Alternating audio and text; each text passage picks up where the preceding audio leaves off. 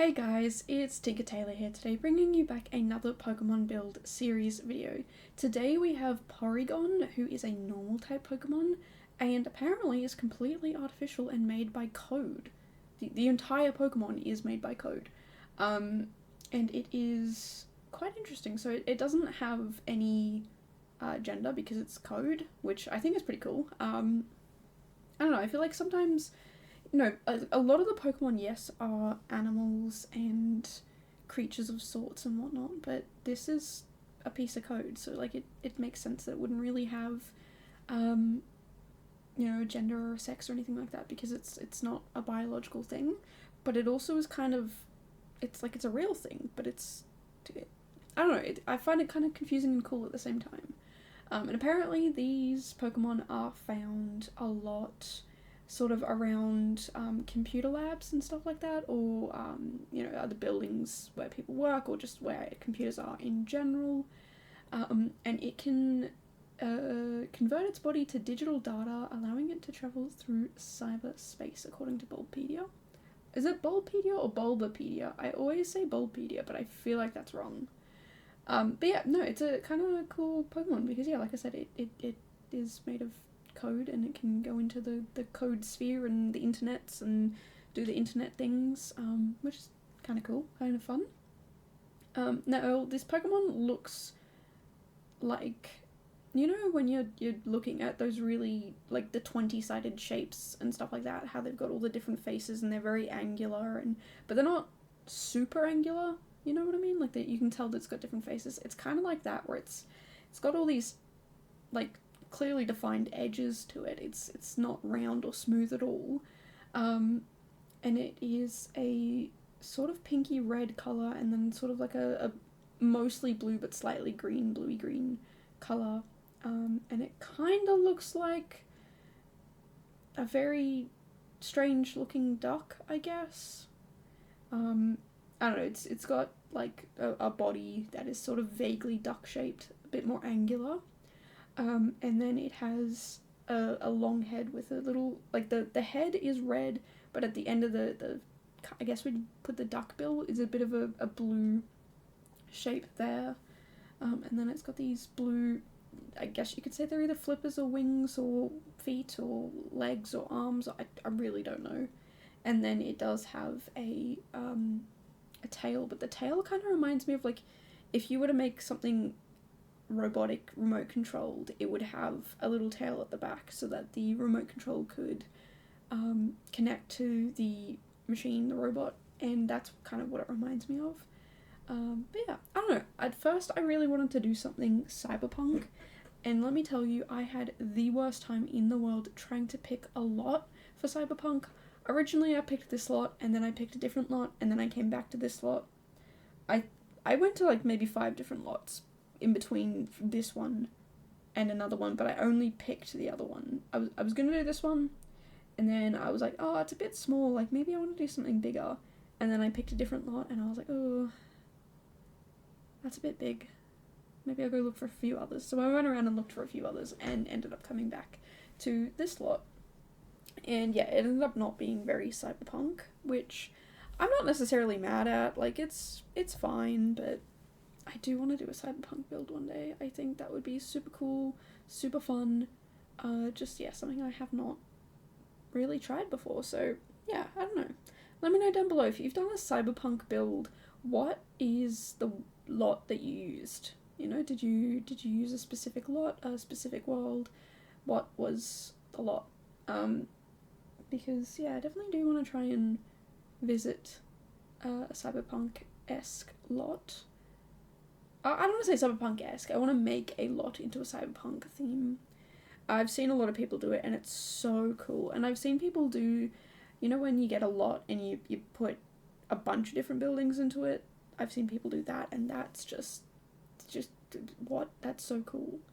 So yeah, I'm kind of a little disappointed that I didn't do something a bit more cyberpunk, but at the same time, I'm kind of happy with how it turned out. It was something that I didn't want to do too much, I didn't want to overwhelm it. I didn't want to, I don't know, I felt like if I was doing, because what I ended up doing is like an internet cafe that focuses on gaming. I didn't want it to feel too overwhelming, you know? I didn't want it to feel too much. I didn't want it to feel like you were just so drastically overwhelmed. One day I want to do a build like that, for sure. Like, I love doing different styles of builds, different types of builds, making it, you know, overwhelming and big and small and all sorts of different things, you know, detailed, cluttered, not cluttered, sparse, like just everything. I like to give everything a little bit of a go. So yeah, it's definitely interesting. It's been a fun ride, I guess. To just, yeah, do something a bit different, do something a bit interesting and unique. So yeah, I don't know, it's definitely, I don't know, I just like doing a lot of different things. I know there's a lot of people out there who are very good at, like, particular styles, and they just, every single time, it's amazing and it's beautiful, and I'm honestly jealous of their skill. It's obviously something I need to develop, and I can develop, but, you know, I'm not there yet, so I look at where they're at, and it's just chef's kiss beautiful. So yeah, I don't know, I feel like when you try and be good at everything, you're not going to be great at anything. So there is sort of, yeah, a drawback. And I'm not saying I'm good at everything. I absolutely can understand that I'm probably really terrible at certain things. But what I'm good at is figuring out what I do and don't like. Finding my groove, figuring out what works, what doesn't, that sort of thing, you know? Doesn't mean it's a good build, not necessarily, but it means that I'm getting comfortable and learning and experiencing and having fun, and I think that's the most important bit. And I'm always happy to hear, like, tips and tricks and stuff like that. So, you know, if you've got tips and tricks on how to be a better builder, how to be a better landscaper, certain styles, like, oh, people forget this when they do this certain style, whatever it is, I'll take it. I will take any and all feedback, because I love hearing these new things and learning these new and different things, you know? There are things that I've seen people do that I'm like, wait, how did I not know you could do that? Like, that's so smart, that's so genius. And now it's just sort of like, sometimes I'll do those things.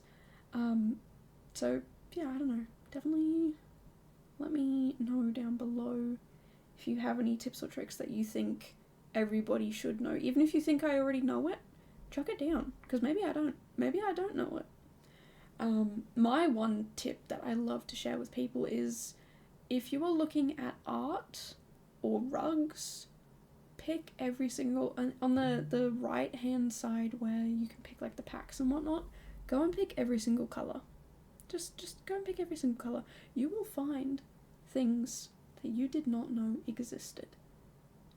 The amount of times that I've done that, it's been just like, what? I didn't even know we had that. The first swatch is so drastically different. That's my number one tip. And yeah, it's helped me find so many items that I really, really, really like. It can be a little annoying in certain decorations, because, I don't know, not all the decorations are like that. It's only a select few.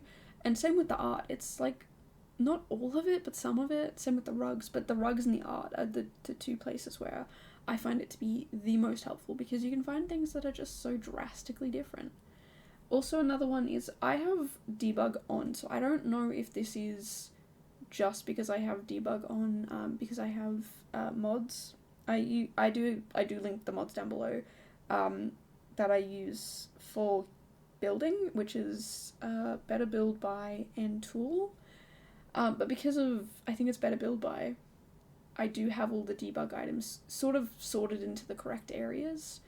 And there's a dining chair that the first swatch is super grungy and dirty and run down and that sort of stuff. But you look at the second swatch, it's only got 2 swatches, but the second swatch is just a nice, decent chair. Like, it's a nice, decent wooden dining chair. So, yeah, that's why I'm like, look at all the swatches. Look at all of them, you know? You'll find ones out there that you're like, what? There's a couple of things, like, again, it doesn't have to be just rugs and art, but the marble circle, which I think came with, is it Growing Together? Or was it For Rent? I can't remember. I think it was one of those two. I get those two mixed up all the time, because the images look so similar. 2 completely different packs, but I get them mixed up too often. But the marbles circle that they play the marbles in, look at all the different swatches for it if you have it. Just go and do me a favor and look at it, because it's amazing. The different, like, I had no idea. It's so cool. So yeah, I definitely recommend that if you are somebody who has just gotten a new pack or aren't familiar with a pack that you might have, definitely go in and look at every single swatch.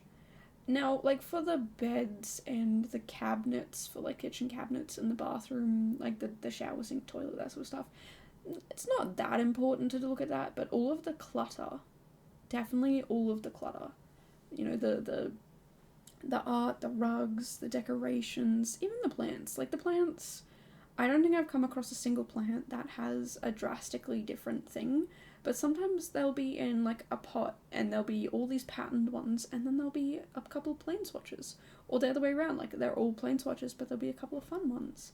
So yeah, definitely go in and just look at everything. And again, you do that by going to the little selector thing on the right, and picking all the colours. And I do recommend doing it one pack at a time if you have more than one, and if you've only got one, then yeah, just make sure you have that pack selected so you're not looking at all. I mean, if you want to look at all the base game stuff too, if you just have base game, I also still recommend it, because there's some pretty cool stuff that, yeah, you just don't see because the first swatch is a little misleading. And you think because, oh, like, you know, looking at, again, like, the beds and the kitchen stuff and the bathroom stuff, like, if you look at the first swatch, the item itself won't change. It's just, like, the colour swatch will change.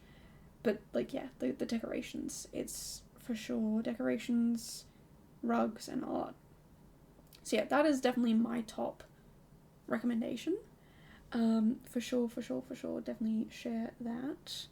But yeah, like I said, if you have any other tips or tricks that you think people don't know or miss out on, or maybe people do know it and you just want to share it for people who are beginners, whatever it is, I welcome all the tips and tricks because I love it. I think it's fantastic and amazing, and we all should help each other and support each other and teach each other fun things.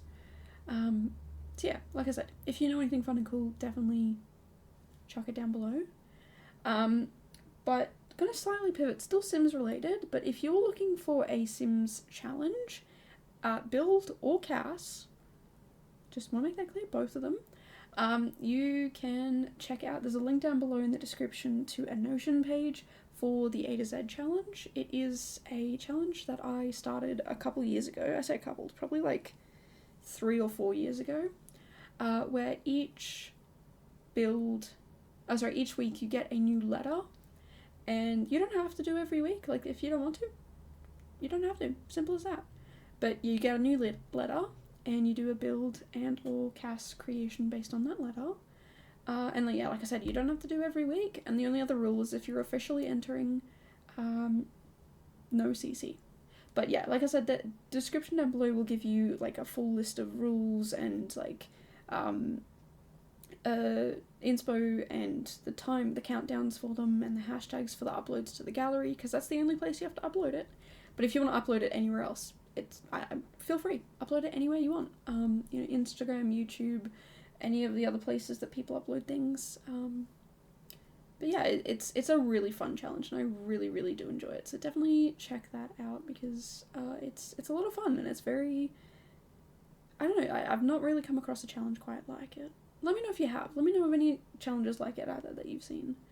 But yeah, we're pretty much at the end of the video here. Just gonna add a couple things around. But yeah, if you enjoyed this, definitely make sure to subscribe. I do come out with a video pretty much every single day. And I will see you guys in the next one. Bye, guys.